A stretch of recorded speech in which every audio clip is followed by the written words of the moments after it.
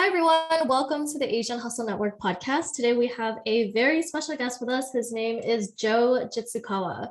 Joe is a serial entrepreneur, comedian, investor, and public speaker. He was born and raised in Los Angeles and grew up surrounded by the growing gang culture in LA. Tired of the regular 9-to-5 job, Joe quit and co-founded Just Kidding Films, a comedy YouTube channel in 2007. Through this channel, Joe and his team of friends shoot comic sketches through which they teach good things in a bad way. Just Kidding Film has almost 2 million subscribers. Besides YouTube, Joe has also found success in different business ventures such as apparel, consulting, e-commerce, and investing. He likes advising and investing in several businesses, including a growing matcha franchise in LA called Junbi. Passionate about helping others, Joe created a free online education platform called Jomalian Academy that now provides over 20,000 students with basic life skills and self-improvement education. Joe, welcome to the show. Hello. What's up, everybody? Thanks for having me. Of course. We're so excited to have you on the show. I think we mentioned earlier before we started recording that Maggie and I were watching like hours and hours of your content just to get a refresher everything. We just realized, dude, Joe has done so much and made such good videos throughout the last like 13, 14 years, dude. So such a huge honor to have you on the show. Yeah, it's crazy, man, because when I first started YouTube, this was what, 2007? Yeah. And it's insane because none of this was like planned. Everything was just, we learn as we went. And it's just been a crazy journey because I'm always thinking like, when is this going to end? Because in entertainment, like it doesn't last forever. And so I'm just holding on and I just keep going. And it's funny because like we have this joke saying that we are the cockroaches of YouTube because we can survive anything, nuclear apocalypse. Like we've seen people come and go, especially on YouTube, especially on new media. Like it's, you go viral and then you're gone, right? But we've been super fortunate because I think we have such a loyal fan base that's stuck with us for like over 10 years. And every day I'm just like grateful, like, wow, these guys, they don't get bored of us. And I'm bored of myself and they're not even bored of us. And it's wild because like one of my channels this year will be our 10-year anniversary, which is Just Kidding News. We film it right here in this set. But the channel you're referencing, Just Kidding Films, I think we stopped filming that maybe 4 years ago or so, but it's still active. But yeah, it's been 15-ish years now. So it's been a long time. That's a whole high school student. That is crazy. And yeah, I mean, just kind of echoing what Brian said, I remember watching your videos and you guys were just so authentic. Like it didn't seem like you guys were trying to be someone that you were not. And I think that's what made it so special, that people just wanted to laugh and see what you guys were putting out.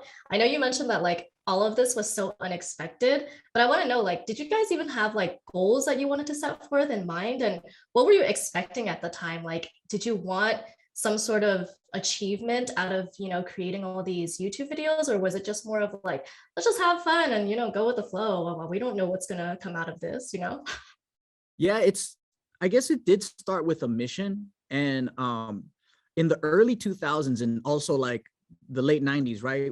Me and Bart, my biz partner, we're product basically of the 90s era. And growing up watching In Living Color, Saturday Night Live, all that slapstick comedy, that really influenced our taste in comedy. And growing up, you guys remember, it wasn't too long ago that Asians had horrible representation. Like people talk about we have no representation now. It's like, do you guys remember 1999 or freaking 2005 even? Like, it's like YouTube was basically our gift. Like without YouTube, I don't think there would be any English-speaking Asian community.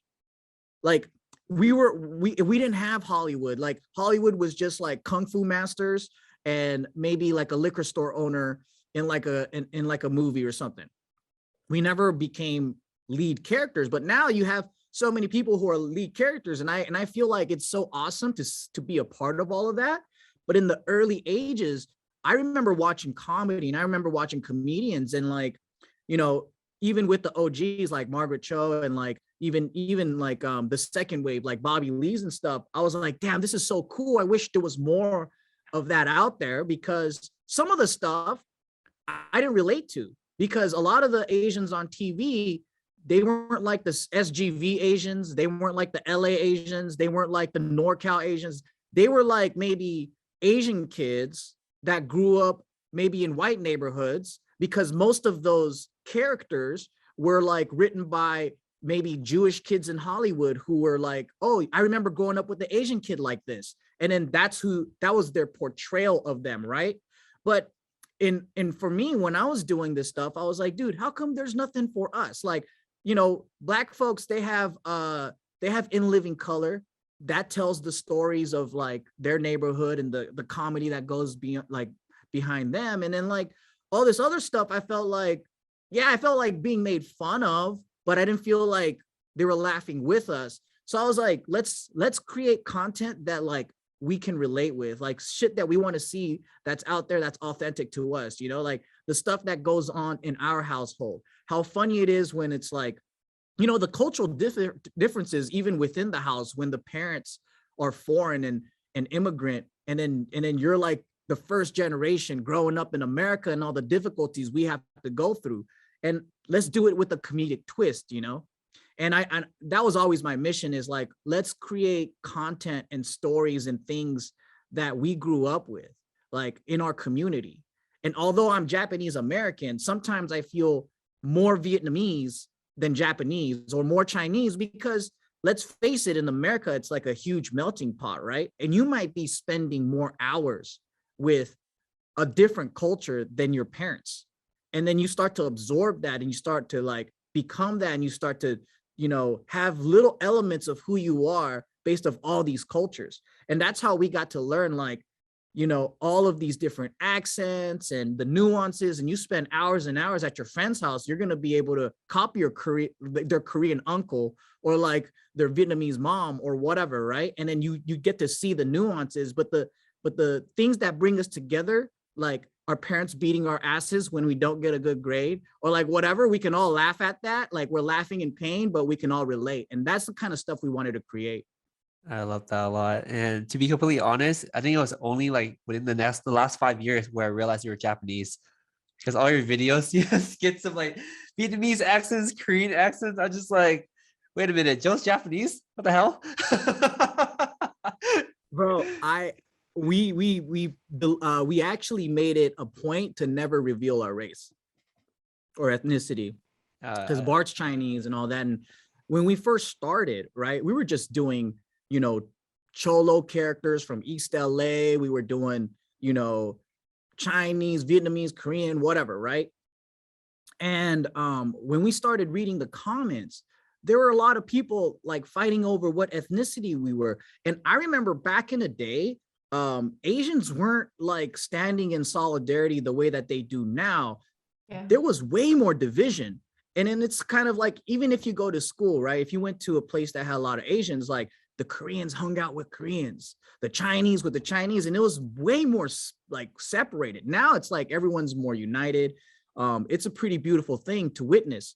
But when I was in high school and during that time, my goal was to really create the identity of what is Asian American, and don't be so like devout, or like don't be so like limited to just sticking to your own little group. And since we didn't have representation, I noticed that a lot of people, they wanted to claim us for selfish reasons. They would be like, no, they're Chinese, fuck you guys, they're representing us, and I was just like, I don't like that kind of like vibe that it was creating in our community. So I was like, let's play a game and make this where they have to keep guessing. And I don't want to put myself out there and make my identity be my ethnicity or culture. I want to be like the representation of this new identity of what's Asian American. Yeah. I'm going to speak real quick. Sorry, Maggie. Yeah, go ahead. I can definitely tell you're a California Asian, because they're the only group of Asians that feel like, oh my God, there's so many of us that we see the vision.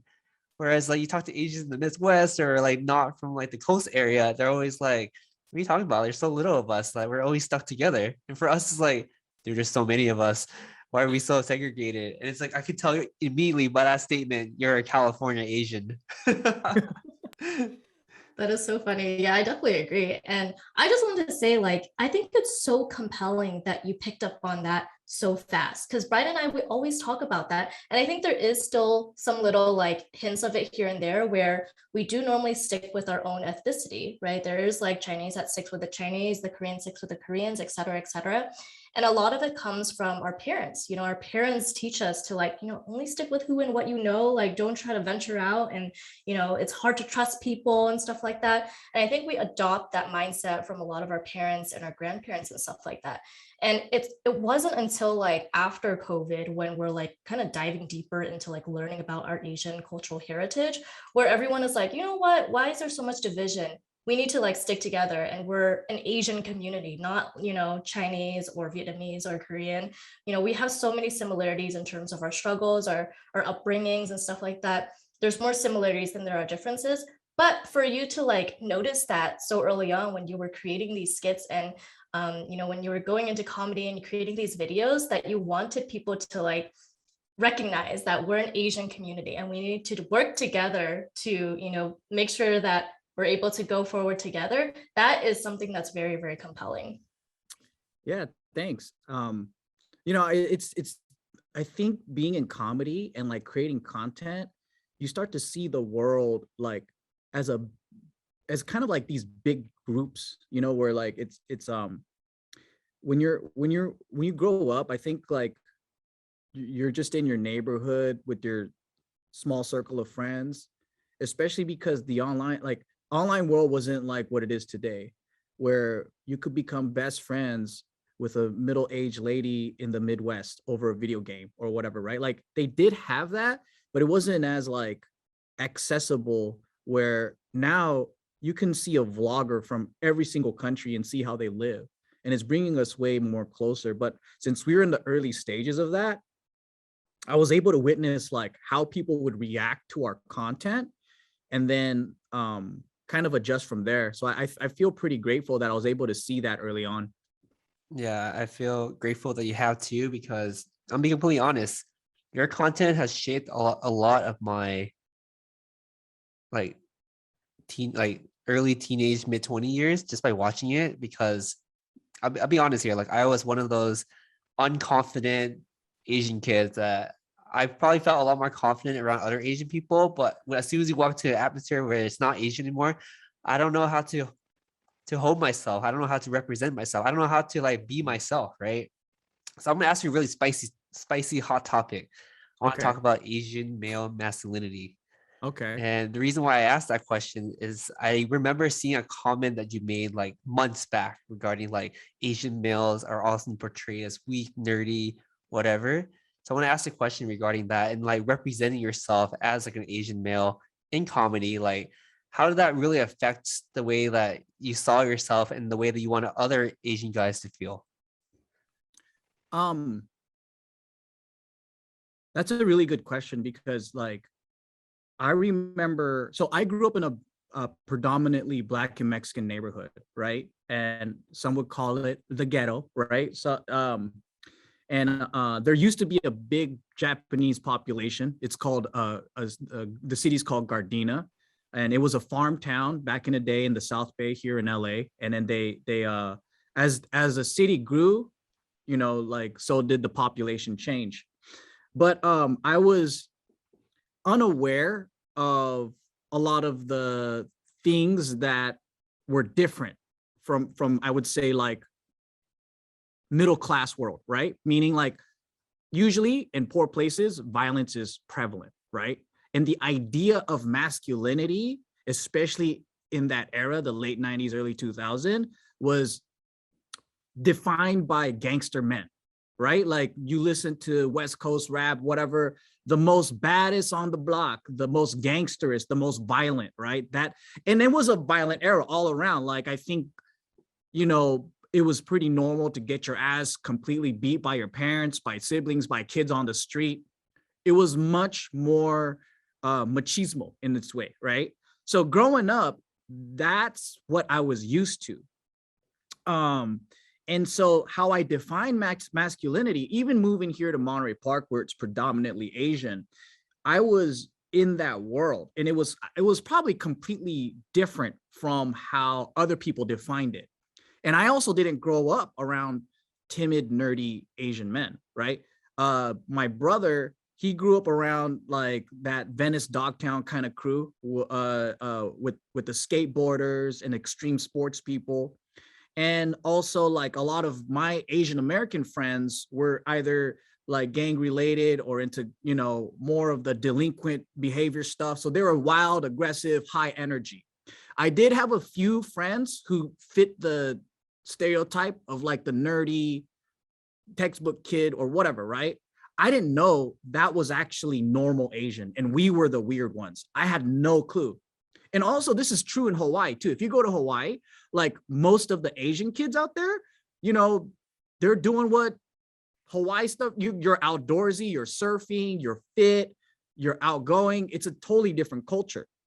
So it wasn't till later on in life that I realized that this stereotype of this Asian nerd or whatever I saw on TV, I was like, what? This is crazy. So this is the normal Asian like majority.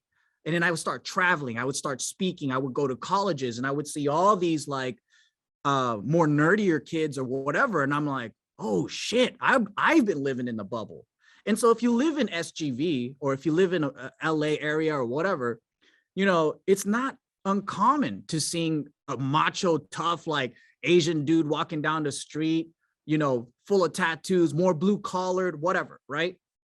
So my idea of masculinity has always been more blue collared, I guess, or like, and then so this is just the weirdest thing is when I see this popping up all the time and Asians talking about how we're this and we're that. And I'm like, that's not my Asian America. And I don't know what you're talking about. And even within my circle of friends, right? I have military dudes. I have guys that are into like extreme sports, all these stuff. And then like, I don't picture them as this like weak incel individual that people keep saying Asian men are. And I'm like, what is this? Where does this idea come from?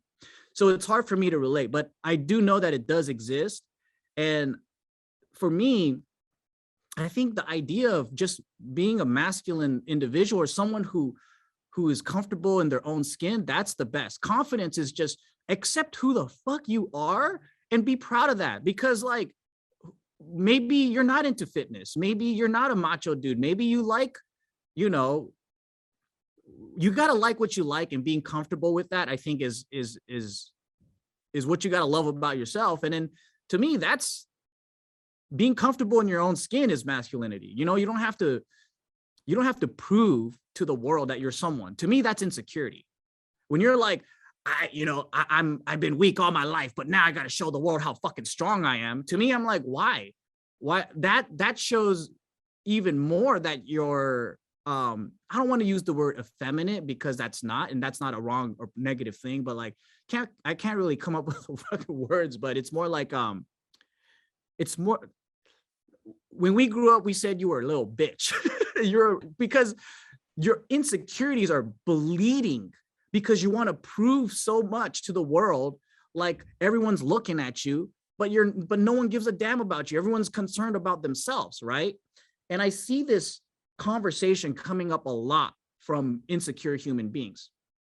And a part of me is like, first, I'm kind of glad that they're talking about it because maybe they could make a difference instead of suppressing it. But the other part of me is like, some of the things that you do makes you look even worse.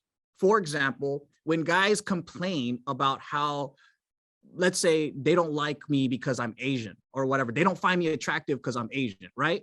To me, I'm like, maybe you individually is unattractive, but there's a lot of really attractive Asian men that can get dates and whatever, but don't bring all of us into this stereotype and say like, oh, they don't like Asian guys like us. And I'm like, shut up, maybe you. So to me, I'm like,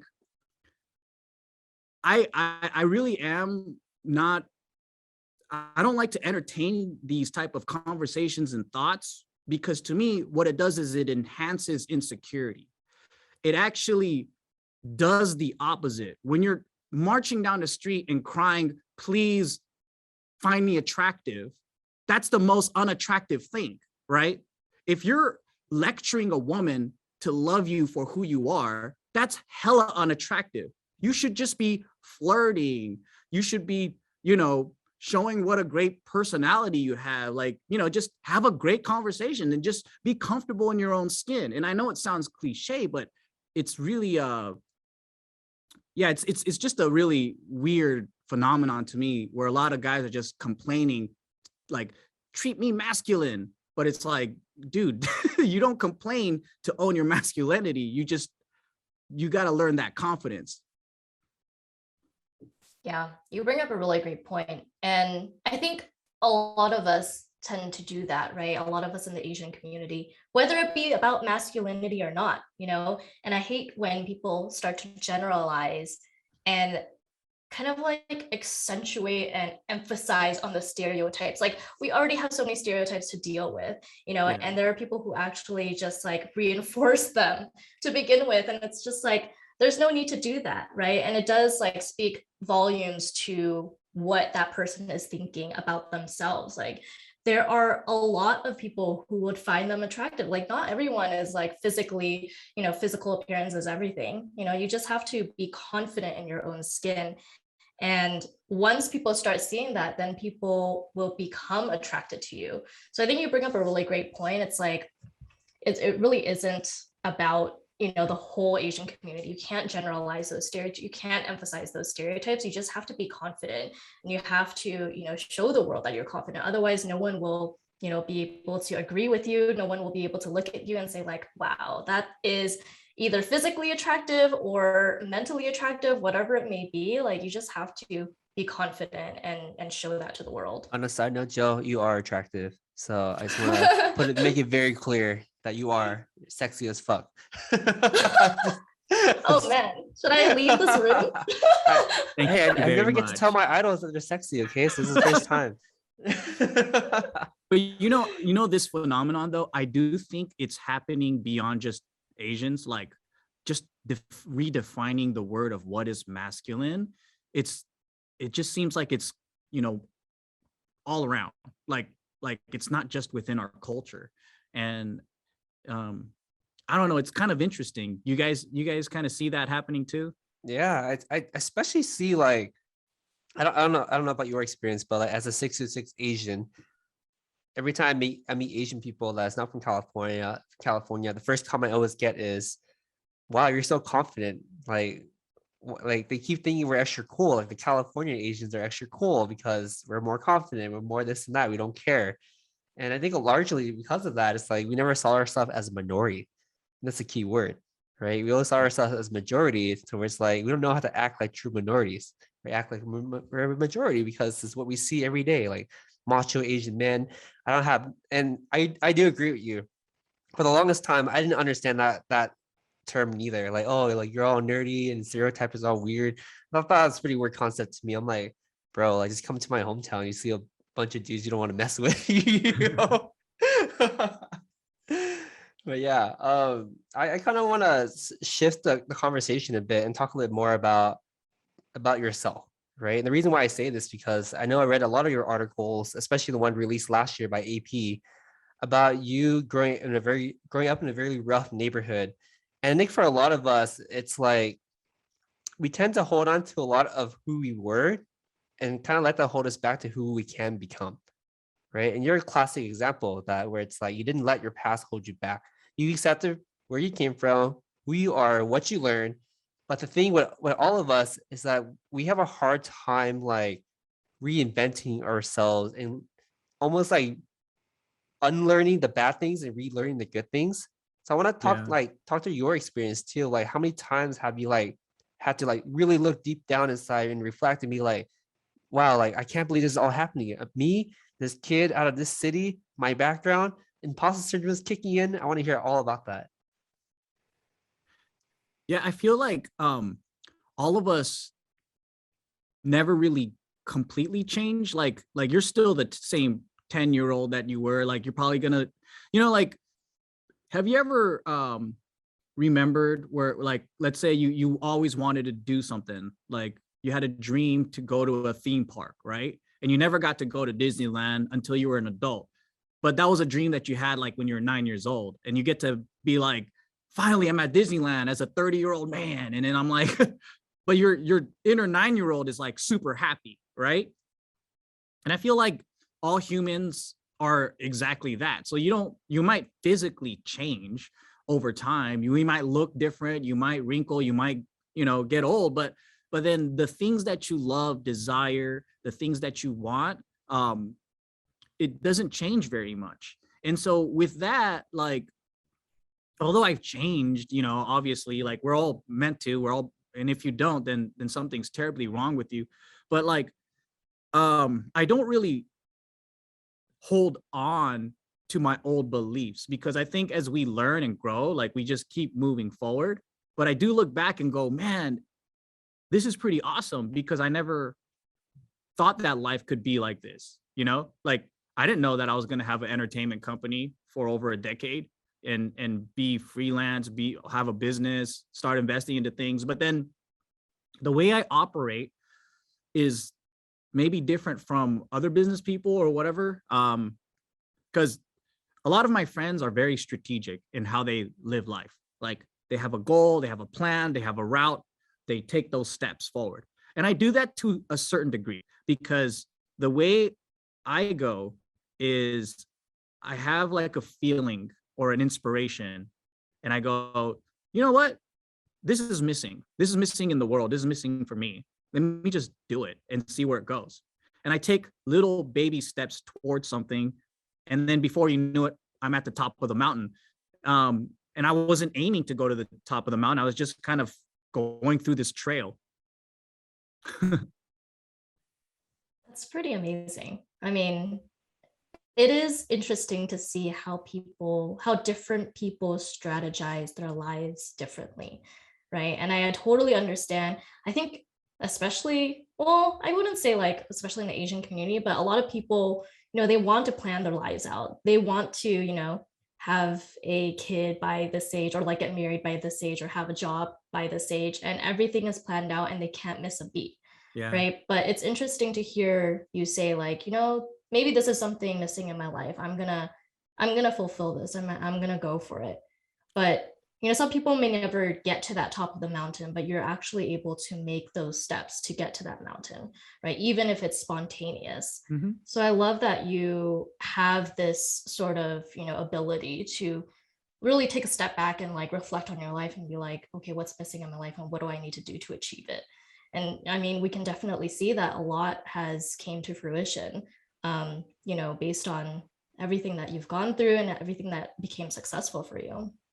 I feel like there's different stages that people have to complete psychologically. It's kind of like a video game, right? Like I think the first stage is people have a dream. Like they go, oh, wouldn't life be great if I had a surf shop and I can like rent surfboards and surf all day? Or like they have an idea for their passion, or like, I love freaking oceanography. I want to be a dolphin trainer or whatever. And then that's where it starts, because I think most people they go throughout life doing as they're told. Their parents kind of, especially in our community, the parents kind of set that strategy for you. They think for you, they create a plan. And it's been like that for hundreds of years because of Confucianism. So this concept of individual like happiness, individual pursuit is a new concept for Asian Americans, Asians in general, because it's always been a system of hierarchy where the last generation is supposed to have more wisdom. So they create a plan, create a route with their expertise. They go, you're going to marry this person, you're going to, and then so we're disrupting the system of our culture right now.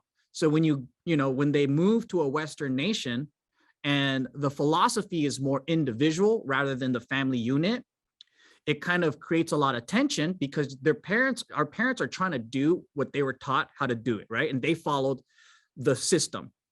And then for us now, we got to go individually and we go, you know what? I have my own journey to follow. I have my own free will. I want to do my own thing. And they're like, why are you such bad kids? And that's where the conflict comes. And I've been thinking about creating like a whole book behind this and all that, because all of us went through this and all of us felt the pain of being like, oh, we're disappointing our parents, but we have our personal desires. So let's say that's the first stage, right? You want to pursue your goal. You want to do your own thing. You don't want to be an engineer, fucking lawyer, doctor, or whatever. And then you become a dolphin trainer. And then so this is the pivotal point in most, people from Asian families is, do I disrespect? Do I pursue what I want? Do I do the stable thing? And they have to figure this out on their own. If they take that leap of faith and then they go through that and then they kind of disobey community, parents, whatever, and they prove to themselves that they can actually earn a living doing this stably, that's the first step. Once they can psychologically build this independence, then it turns into, what else can I do? And what else can I hack in my life? What else can I overcome? And before you know it, it's no longer a question of, will I one day be able to pursue my dreams? Now it's just going to be, what's the next project? And I feel like that's where I'm at now after, all of those years of proving to myself that I can basically feed myself doing any imagination that I have. And I think that that's probably a good kind of like roadmap for Asian Americans that want to kind of break through and then overcome their fears and then, basically walk toward all the desires that they want. I couldn't agree with that more. I mean, like, you're at the point where you're no longer held back by any sort of like restrictions, boundaries, or anything. You feel limitless right now. Like, you feel like you proved enough to yourself that you can make anything and practically anything happen.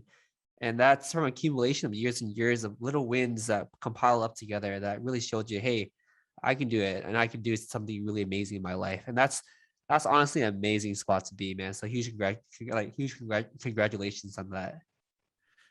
Thanks, man. I mean, the worry and the fears and then the pressure doesn't end, but it gets different. It's just different. So like the first might be, how your aunt sees you or whatever, right? And then you overcome that. And then let's say like you build a business, but now it's about like how your customer sees you and you got to overcome that. Or like all these things just morph into different, and you just get better at dealing with it. And I think that's what it is. It's kind of like if you're into fitness, you just become stronger and stronger, or any skill. Like, if you keep doing it every day.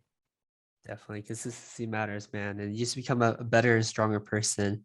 So I want to talk a little more about Jomalia, because I was watching your skits and I was under impression that this is a private country, a private island. So now that I hear it's a course to help other people, how did you make that transition to like one day to be like, okay, like I want to take on this challenge of building a stronger community, that bringing resources that I don't necessarily have, right? And I want to hear more about Jomalia in the first, just like to frame the context about that a bit, because it's in your skits.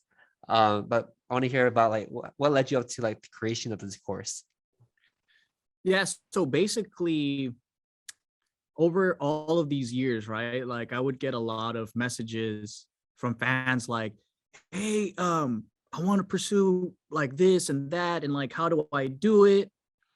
And just, I started realizing that I just want to figure out a way to compile all the things that worked out for me and pass that on. And then, especially because my fans make me who I am anyway, and then it's just a little passion project of mine, but I've been running it for about 4 or 5 years now. And I decided to just basically take it all offline and keep it within the fan base that followed through with it. But it all started because people kept asking me the same questions. Like, I want to pursue this. How do I become that? How do I save money? How do I make this? I want to make more money. I want to open up a business. And it's the same questions over and over. And I created a whole video course to answer all that. Yeah. So instead, I could just link them that instead of me explaining it to them all the time. That's so amazing. And it just speaks volumes to the person that you are, because, I think a lot of us tend, as business owners, we do see a lot of people who keep everything to themselves, right? They learn all of this useful information, resources, whatever it may be. And, we are actually rooted in a lot of competition. Growing up, our parents always at least my parents always compared me to my cousins and stuff like that. And there's a lot of competition, and there's a lot of be better than this person. Don't share your knowledge or information to other people. But I love that you are using this opportunity and your platform to share all of the knowledge that you have. So it's just incredible that you're doing that. And just going back to your original point, there are so many barriers that we have to go through. That first part is believing in yourself, right? That's the first part. And once you're able to do that, after you believe in yourself and you're able to prove to yourself that you can do it, then the second part is being able to prove to your family or being able to prove to your community. And, going back to competition, there's going to be a lot of people who won't believe in you too, right? And they're going to put you down. They're going to say you can't do this. And that's something that Brian and I had to deal with too with Asian Hustle Network. A lot of people said we couldn't build a business growing a community. Where's the money in that? And how are you going to? Honestly, they're still not wrong. I'm just kidding. But we were able to do it. We started a business from Asian Hustle Network, and just wanted to commend you for all the things that you're doing to give back to your community, because that's really where the value is, and where you're able to gain a lot from, not only from a business perspective, but just impact perspective, right? And I want to know, you had, you were tired of your 9-to-5 job. I think there was this article that mentioned that you didn't even know what a GPA was. Yeah. And you actually came out at the top of your class when you were graduating college, right? Yeah. And so just taking that step back, I want to know what made that transition? What made you think back and say man, I didn't do so well in high school, or I don't know if you did well or not, but judging from the fact that you didn't know what a GPA was, but what was that turning point for you, and what made you decide to turn your life around a little bit? I also want to add on that too. I want to hear about your lows, your low moments. My lows? We don't talk about that enough, man. We don't talk about those hardships. Let's we start depressing. Crying. Let's do it. Yeah. I would say for most of my life, I hated school. I didn't understand it. I didn't know the reasons why. It started in elementary school. I asked my mom, I was like, I want to stay home and play with my toys. Why do I got to go to school? And she goes, so you could get a job. And I'm like, why do I need a job? And she goes, because you need money, you dumbass. And I'm like, why do I need money? And then she goes, so you could pay your bills and all that. And I'm like, well, you guys don't pay your bills. I always have the bill collectors calling at the house and you tell me not to pick up the phone. And then and I watched them. And my, the boomer generation, they work and then they try to keep up with the Joneses, right? My dad was in mad debt. He was always buying shit, buying new cars. And I was just I don't want that life. Why would I want to work to death? My parents are never home. This is stupid. So school is the route for that destiny? That's ridiculous. I have way more fun playing with my friends. Recess was my favorite topic. All the other stuff, I was like, I'm not going to learn this stuff. It's not going to make me money. And so from a young age, I just never applied myself in school. And in high school, I ditched so much. I probably only had a year of it, right? But also throughout life, I was told I was a dumbass from teachers, from people. And it's probably because I was such a difficult kid. And if something didn't make sense for me, I wasn't going to follow it. And so I got into trouble. And what that did was it created a relationship between me and authority where I'm like, you're dumb because you can't explain to me why something is important. I was an arrogant little narcissistic kid. And because of that, I think it easily drew me in to the gang life and the drugs and then the partying, because I was like, yo, these guys, they're making money. And that was another thing too, is for some reason at a really young age, I wanted to start making money. And I remember like in fourth grade, my friends would go out and they would collect cans, and then they got into a partnership where they would collect all these cans, and then they saved up for a Nintendo. And I was like, damn, you could get cans, recycle them, get money, and you could get a Nintendo. That is so genius. So I started thinking of all these different things, like, what about if I mow someone's lawn and they'll give me money? So I would, grab my friend's lawnmower, go door to door, ask them if they want their grass cut, get money, right? So I would stop asking my parents for things because my dad would never get me the things that I wanted. And I started thinking of creative ways to make money on my own, sell candy at school, whatever, right? So over the years, school became a thing of like, I just have to go to this babysitting program. And because everyone kept calling me a dumbass and whatever, after high school, I was like, man, am I really that dumb? And I started to believe it. I thought I probably am dumb and I'm never, meant for school, because if you grew up in a hood, like, you don't think college is ever for you. It's not accessible. I thought college was a place for geniuses. I thought it was only for people who were extremely intelligent, like Einstein. It wasn't for everyday people. And then that's why I didn't know what a GPA was. I never applied myself. And in the type of high school I went to, I remember in our 9th grade class, what we were doing in US history was we had the map of the US, and we would have to crayon in different states and then write the capital. And I was like, that's elementary school shit. And I wasn't in special school. So that's the level of education that they were teaching 9th graders, man. And I felt so insulted, and I felt like this was such a stupid place to be. But anyways, because all of this, like, I guess, like, reinforcement of what a dumbass I was in college, my buddy was like, hey, you should go to college with me, community college. And I'm like, why? He goes, they give you free money. And I'm like, what? He goes, yeah, we're broke, so we get financial aid. So I basically abused the government's financial aid program so I could buy a pound of marijuana. Like, it was like, at the time, it was really great. They gave us like $4,000 every semester. So I had no idea, right, that you have to keep a C average, a 2.0. In my head, I made the assumption that if I didn't have straight A's, I'm gonna have to give this money back. So for a year straight, I got straight A's because I was worried that, all this money I was gonna have to pay back one day. But on the side, I was buying and selling weed, And so to me, I was like, school's great. And in college, your professors are much more different than high school. They cuss, they're cooler, they talk about partying and all this stuff. So I felt like education's kind of cool, and no one treated me like a dumbass. So a part of me just wanted that validation of, I could beat this system that's been calling me dumb for all my life, and I can beat it, and I can win in it.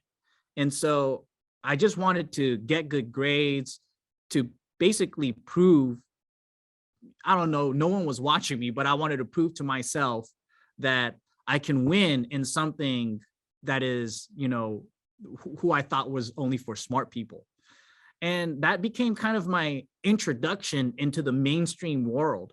It really opened up my eyes. Like, I went to a job fair, and in the job fair, you would see like different, like companies there, and they're like, yeah, if you become a dental hygienist, you could start making like 70 grand a year or whatever. And I was like, that's crazy, 70 grand a year. That's a lot of money, because my mom raised me on like 20 grand a year. So I thought that was normal, right? I thought working minimum wage was normal, and you can pay all your rent and bills that way. So I felt like a boy from the jungle that got into the civilized world. And slowly I was learning all this common sense stuff that wasn't common sense to me. And from that point on, I really wanted to know, like, what else is out there, But that was kind of my introduction to how I wanted to apply myself in school, my journey through that. And you mentioned about the downs in my life. Talk about depression Man. time. I don't even know where to start, bro. Like We're starting Yeah. the first depression, and then we'll go to your latest depression. My late God. Okay. Well, I feel like life is interesting, right? Because it's never one thing. Like you can have a loving father that takes you to fun events, but still beats your ass. Everything is got multi faces.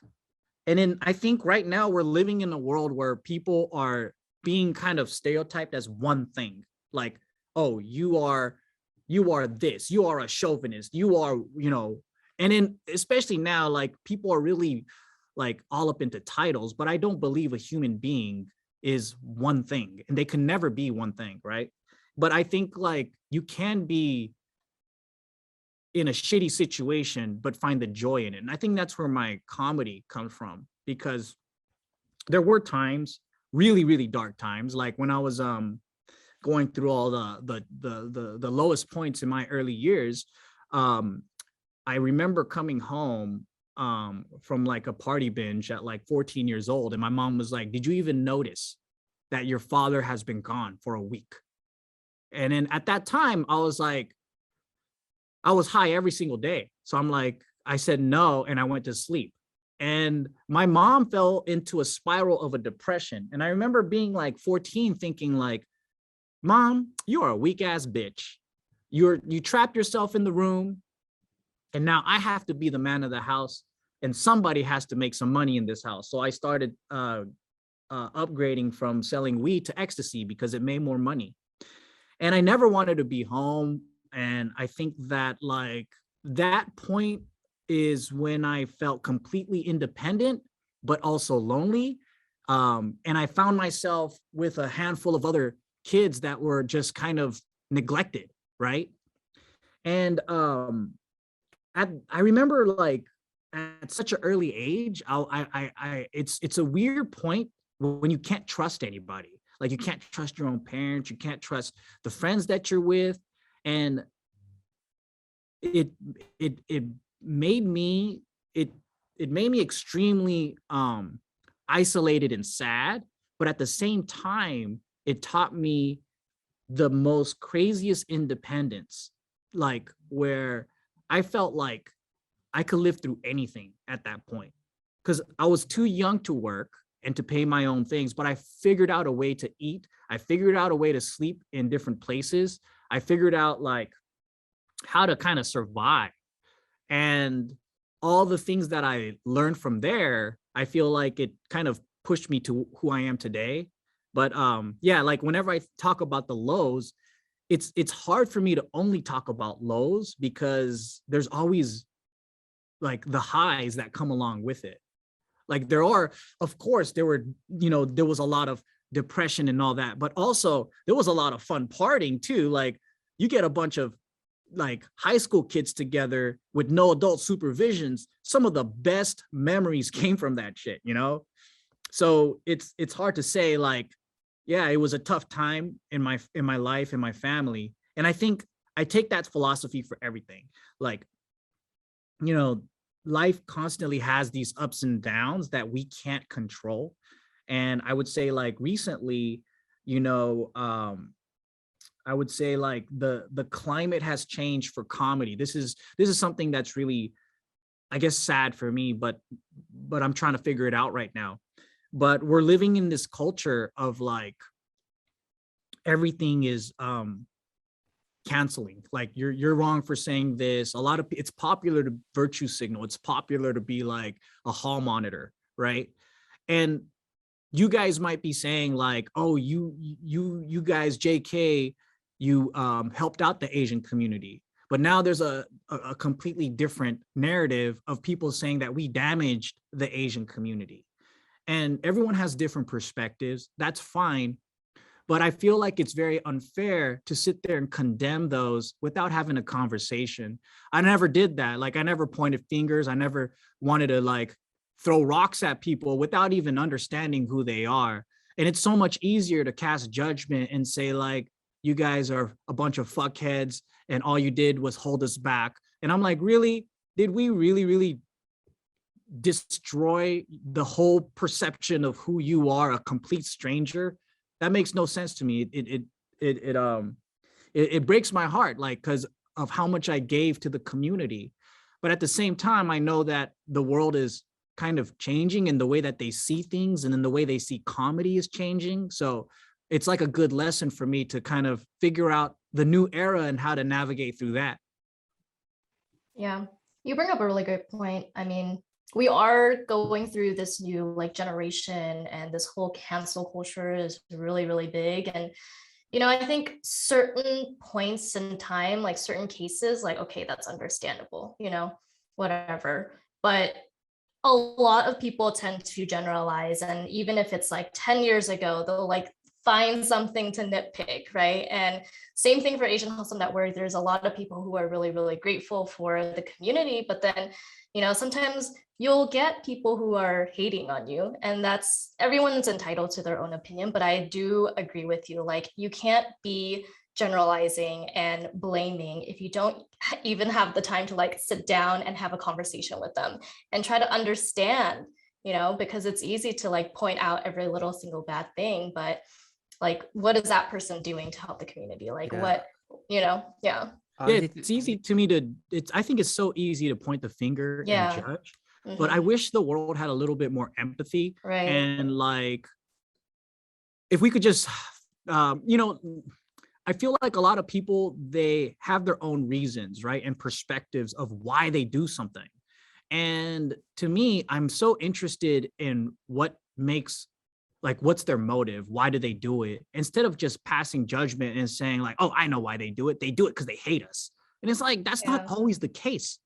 And maybe it's because of my like entertainment background or the storytelling background, but I'm so fascinated with human beings because I feel like we all share the same reality, the physical reality, but everyone has such a diverse, unique story that shapes their understanding of the world. Like, all three of us are Asian Americans, right? But we have such a different background. When they see us in the group, they're not going to look at us and be like, oh, you guys are weird friends. But it might be that we have really, really unique differences too that make us who we are. And those in between nuances and those stories, I feel like, are really, really interesting. But what we do now is we categorize, we generalize, we just make, oh, as an Asian American male, this is how I feel. It's like, to me, those things already create a bias and an identity of who people expect you to be. And that's really messed up, because what it does is it limits the person, it limits the individual to express who they are and their own story. And to me, I wish there was a way that we can kind of like find a middle ground where like, it's awesome to have a community, and I don't want to completely be like, I'm not even Asian, because then that's like denying your culture and everything, but then not let that be your complete identity and who you are. Yeah, and these are just my opinions too, but I feel like a lot of these people who are voicing this new culture tend to be the younger generation, right? And the way that I see it, it's like, when I look at you, Joe, I feel like complete relatability, because I grew up with your content. I mean, I've been watching it since my early teenage years to now. And I feel like a lot of people passing these judgments aren't exposed to that, right? They didn't come up with you and see things the way they are. And let's be honest, a lot of these kids are probably born within the last 15, 20 years, right? They didn't see what it took for you guys as the pioneers to even get to this point. So the lack of empathy is not through just empathy alone. It's through the information's out there. It's through their idols, through whatever, not really seeing things from our perspective, right? Yeah. And that's just how I feel about like this generation too. And I'm starting to feel like I don't know why, this image of like The Simpsons, where Grandpa Simpson was like, I don't know what you kids are talking about. We're not even that old, man. I feel like it's not even a generational thing. Maybe it's more of a difference in like cultural groups right now. Because I feel like back in the day, Asians, yeah, they had different pockets, right? Like we talked earlier about how like Asians didn't really like come as one, but our shared experience was much more closer. And why I know this is because like back then, like there wasn't that many differences in pop culture. Like all of us, like when we all watched Home Alone, all of us like, went to Pizza Hut for a birthday or whatever. We have these shared memories, right? But the new generation though, is there's so much of these different subcultures that they don't have one shared experience. And I think that's the difference that's happening is like, we all could be like, yeah, we grew up on Saved by the Bell. And then we all get it. And we're like, yeah, that's true. That's true. And so there's a lot of like cultural phenomenons that we can all agree or like relate to. Whereas like all these new kids, like they just might be totally weebed out and doing K-pop stuff, while another one is like completely different and doing like in a different world. So I think it's different in that sense. So there's all these competing thoughts in different realities, even with like politics too, right? It's completely like, what's the word? Divided? I don't know. Diverse. Yeah, there's It's just too diverse, many, but also in a bad way. I don't know. there's Yeah. too many things to do out there nowadays. So it's like, younger folks are growing up and they have so many different ways to grow up, and experiences are so different. But while we were growing up, we had only like less than 10 things that we could do. And so I totally agree with you. Our shared experiences bring us closer together. So I think that's why it's a little I bit feel like different if for you're a us. 2000s Asian, you listen to trance. Somebody that you knew, or you had DJ Mango. a rice rocket. Oh, DJ Yeah. Mango. Oh my goodness. You went to import shows. Someone always had a birthday party that was like a rave. Yeah, That's so true. that's the Someone had 616 spiky hair. experience. 616 starter kit right there. You wore Converse or Adidas Superstars or Cortezes. Oh man, that's hilarious. So Joe, what would you say is like has been your biggest accomplishment so far? I mean, just like hearing your story is just so amazing, and it's even more amazing knowing that you did not even expect all of this to happen. And it's so different from your experiences growing up, growing up in a school where you didn't even think that they cared about the students at all, to kind of reinventing yourself, right? And knowing that there's a reason, to go to school, whether that be for, to learn and actually do well, or to buy marijuana, No, the reason may savvy be. businessman. Don't say buy Savvy, marijuana. savvy hustler, savvy businessman and a hustler.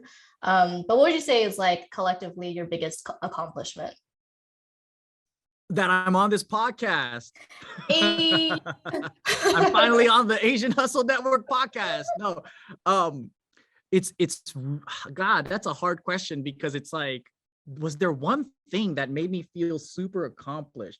Okay, I would say not one thing, but one desire that I had, which was when I was working, 9-to-5 jobs, or like when I was working, just different things, like from being a waiter to whatever, right? I always like looked at the company and said, if this was mine, I'd do it so differently. And then one day I was able to create my own company and treat the people and the team and do things the way that I wanted it to do. Cause like people were like, no, you can't have, a month of vacation. How's your business going to make money and all this stuff? They said a lot of this stuff was impossible, but I took different models of what I've seen. Like in Japan, I think they give you, or in Europe, they give you like pretty long vacations, right? So for almost a decade straight, I here at JK, we take a whole month off. So everyone gets paid 12 months, but they work 11. Because I wanted people to be with family, especially like in a town like LA. A lot of people are here pursuing whatever they are. And I wanted them to go back home and have some, so some of that family time. So we take the 2 weeks off of December, 2 weeks off in January, and also like 2 bonuses throughout the year.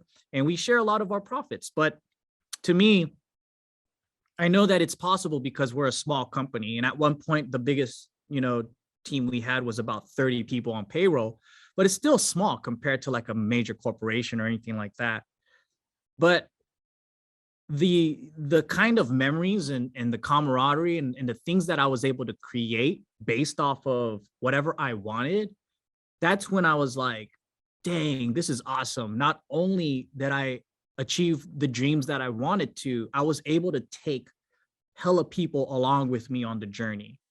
And it's true what they say, like a lot of this stuff is cool when you make it on your own, but it's even better when you share it. It's like a potluck. Like when you bring your dish to the table and you share it with your friends and you have a great time together, it's way better than going to a fancy restaurant alone. So that's my philosophy with life. And I think that achieving what I dreamed of when people had no idea of what that would turn out like, right? Like everyone, they go to work and think that is the standard of work. And I think right now, especially with the pandemic, the idea of work is even changing. Like the great resignation, people are just firing, like getting, like quitting in droves, right? And even this whole hustle culture of like people just working just to work. All of this is being redefined. And for me, I was like, we've been working like pandemic style. We've been like not really with an office, just working wherever we want to, like freelancers and whatever. And it's kind of cool seeing it all happen, especially now with the pandemic, because I was like, it kind of makes me feel like I was right. Not only was I able to do it way early on, but then now I see the world doing it too. I love that. I loved how you had this vision and you follow through with that. And I absolutely appreciate that too. I feel like nowadays we're not really confined. There's so many tools out there, right? We're not really confined to the traditional career. And you absolutely agree that people are catching on that there's more to life than just going to work, slaving away, and then enjoying like the last 20 years of your life where you practically have no energy to enjoy it, which doesn't make any sense to me.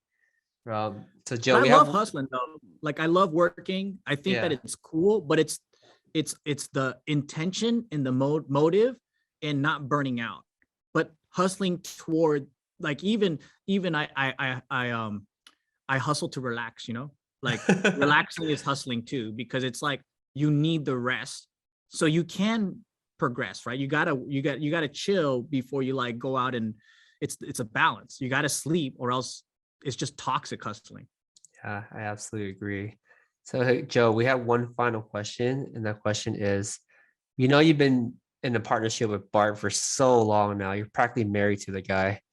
Like, what master relationship question? What are keys to a successful partnership that you can talk about in your own experience? I didn't realize how lucky I was to have a business partner like Bart too, because we organically were great friends. And I know that a lot of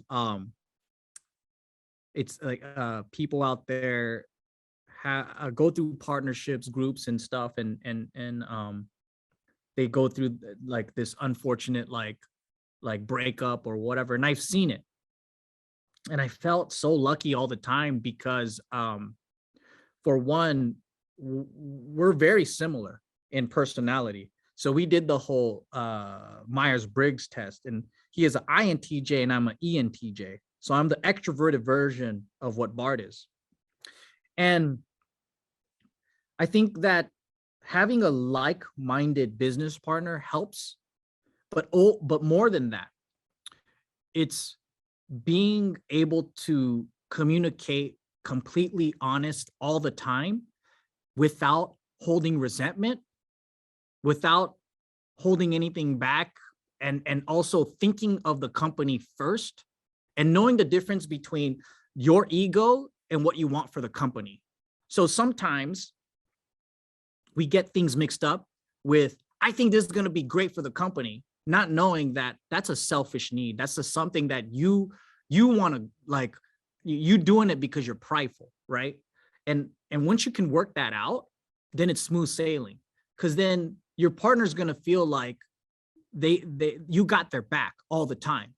But when you start wanting to take the glory, when you start becoming prideful, and this is difficult for people to identify because no one knows when they're being prideful. No one knows when they're being egotistical. It's just that something's triggered and then they're starting to react, right? And then people got to be very self-aware.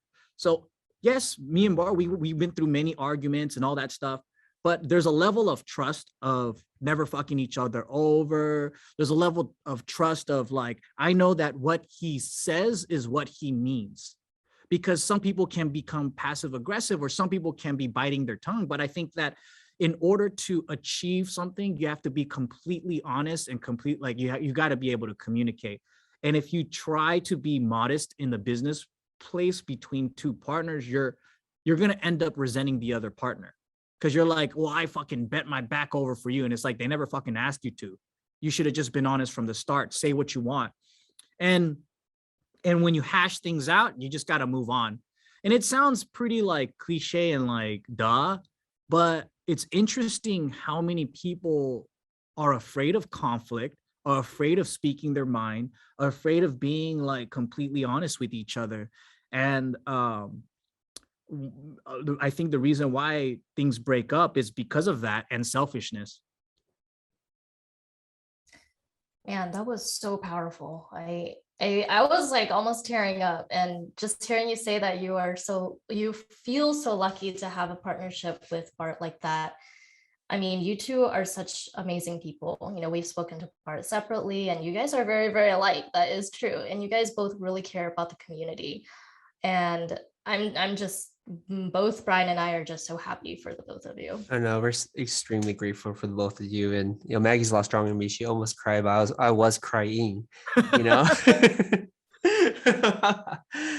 I would say one of the hardest things for business is human beings and yourself, emotions, all that. Like a lot of people, they get really bogged down in the technical stuff.